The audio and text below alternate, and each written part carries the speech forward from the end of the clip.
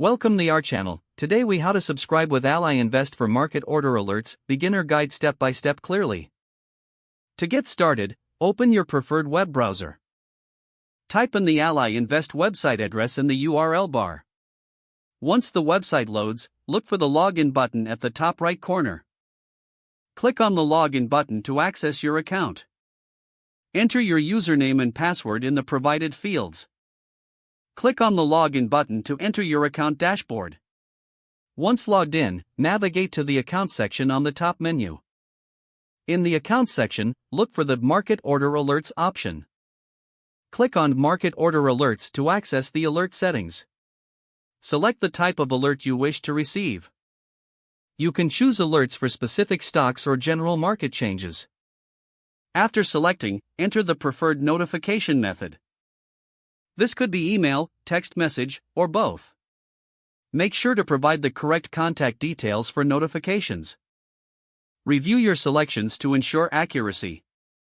Once confirmed, click on the Save button to apply the settings.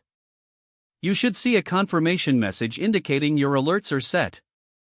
If you wish to edit or remove alerts, return to the Market Order Alerts section.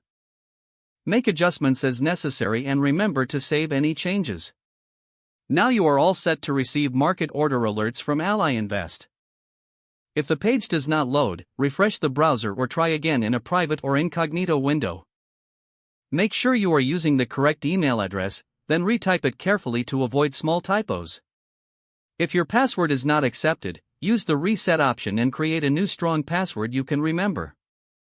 Check your spam folder for verification or security emails, then complete any requested confirmation steps. Enable two-factor authentication if available to improve account security and reduce unauthorized access risk. After signing in, review your profile details so your contact information and settings are accurate and current. If you see an error message, note it down and try again after restarting your device and internet connection.